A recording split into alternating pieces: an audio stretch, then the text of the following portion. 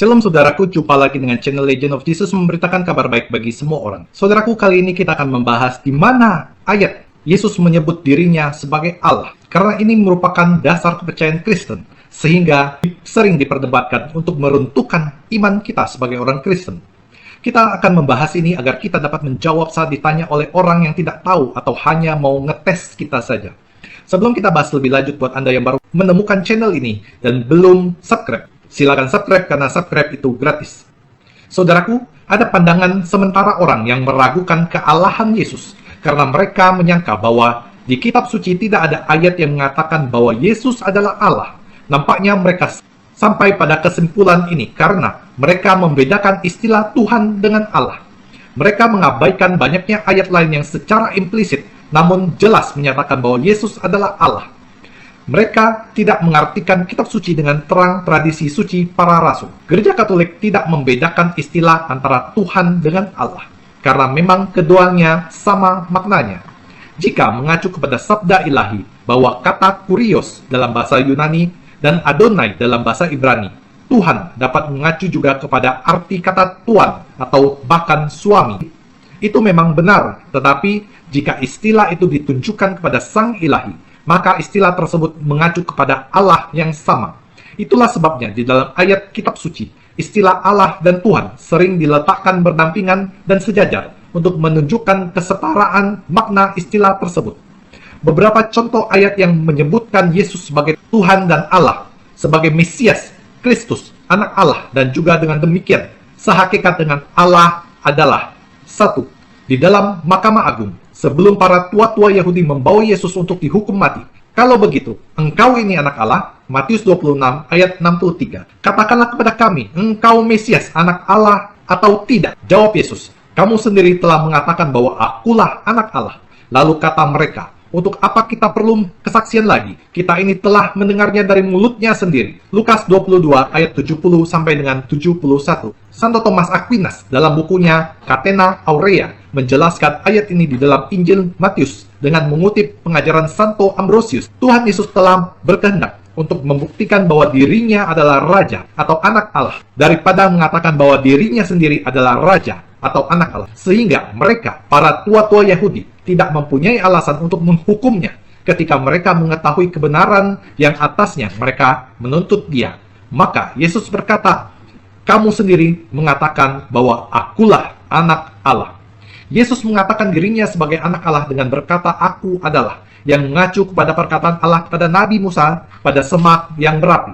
Aku adalah aku.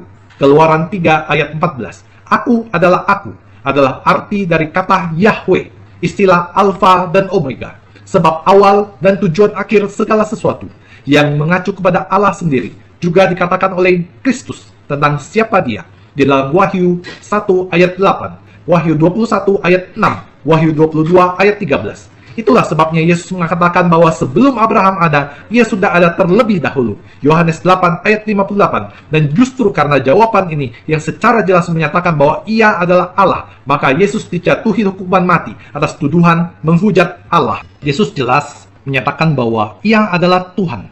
Kamu menyebut aku guru dan Tuhan, dan katamu itu tepat, sebab memang akulah guru dan juga Tuhan. Yohanes 13 ayat 13. Tidak ada seorang pun yang lain yang pernah berkata demikian.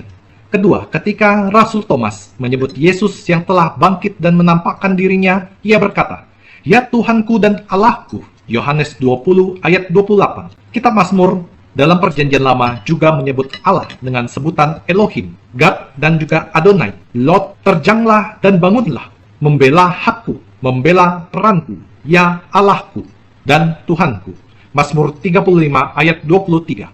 Sebab kepadamu ya Tuhan, aku berharap engkaulah yang akan menjawab, ya Tuhan, Allahku. Mazmur 38 ayat 15. Ya Tuhan, Tuhan kami, betapa mulianya namamu di seluruh bumi. Ya Tuhan, Tuhan kami, betapa mulianya namamu di seluruh bumi. Mazmur 8 ayat 2 dan ayat 10. Fakta bahwa Tuhan Yesus yang bangkit tidak mengatakan apapun yang menyanggah ucapan Thomas, menyatakan bahwa ia membenarkan perkataan Thomas dan bahkan meneguhkan kepercayaan Thomas dengan berkata, karena engkau telah melihat aku, maka engkau percaya. Berbahagialah mereka yang tidak melihat, namun percaya. Yohanes 20 ayat 29. Percaya yang dimaksud di sini adalah percaya bahwa Yesus adalah Tuhan dan Allah. Yohanes 20 ayat 8. Dan karena itu, ia dapat bangkit dari kematian di mana kebangkitannya merupakan kemenangannya atas dosa dan juga maut. 3. Rasul Petrus mewakili para rasul pada hari Pentakosta, mengajarkan bahwa Yesus adalah Kristus, dan sebutan Kristus mengacu pada Mesias. Yohanes 1 ayat 41, Yohanes 4 ayat 25. Anak Allah yang hidup. Matius 16 ayat 16. Jadi, seluruh kaum Israel harus tahu dengan pasti bahwa Allah telah membuat Yesus yang kamu salibkan itu menjadi Tuhan dan Kristus. Kisah Para Rasul 2 ayat 36. Karena Yesus Kristus anak Allah yang telah kami beritakan di tengah-tengah kamu. 2 Korintus 1 ayat 19. Rasul Petrus yang menyebut Yesus sebagai sumber keselamatan kekal, dan dengan demikian menyatakan bahwa Yesus adalah Allah, sebab hanya Allah lah yang dapat memberikan keselamatan kekal kepada manusia. Kisah Para Rasul 4 ayat 12, Kisah Para Rasul 10 ayat 42 sampai 43. 4. Rasul Paulus juga mengajarkan bahwa Kristus adalah Allah. Mereka adalah keturunan bapa-bapa leluhur yang menurunkan Mesias dalam keadaannya sebagai manusia yang ada di atas segala sesuatu. Ia, Yesus Sang Mesias, adalah Allah yang harus dipuji sampai selama-lamanya. Amin. Roma 9 ayat 5. Ia mendidik kita supaya kita meninggalkan kefasikan dan keinginan-keinginan duniawi yang supaya kita hidup bijaksana, adil, dan beribadah di dalam dunia sekarang ini dengan menantikan penggenapan pengharapan kita yang penuh bahagia dan pernyataan kemuliaan Allah yang maha besar dan juru selamat kita, Yesus Kristus. Titus 2 ayat 12 sampai dengan 13. Hendaklah kamu dalam hidupmu bersama menaruh pikiran dan perasaan yang terdapat di dalam Yesus Kristus, yang walaupun dalam rupa Allah tidak menganggap kesetaraan Allah ia sebagai milik yang harus dipertahankan, melainkan telah mengosongkan dirinya sendiri dan mengambil rupa seorang hamba dan menjadi sama dengan manusia. Dan dalam keadaan sebagai manusia, ia telah merendahkan diri dan taat sampai mati, bahkan sampai mati di kayu salib.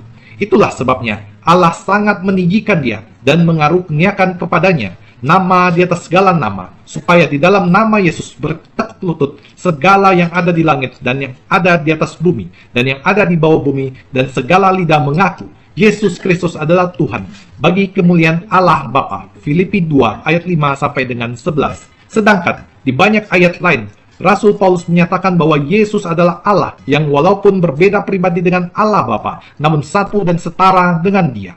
Yesus Kristus disebut sebagai pencipta, maka Yesus adalah Allah, sebab hanya Allah lah yang menciptakan segala sesuatu. Ia adalah gambaran Allah yang tidak kelihatan, karena di dalam Dialah telah diciptakan segala sesuatu yang ada di surga dan yang ada di bumi, yang kelihatan dan tidak kelihatan. Segala sesuatu diciptakan oleh Dia, dan di dalam Dia Ia adalah terlebih dahulu dari segala sesuatu, dan segala sesuatu ada di dalam Dia.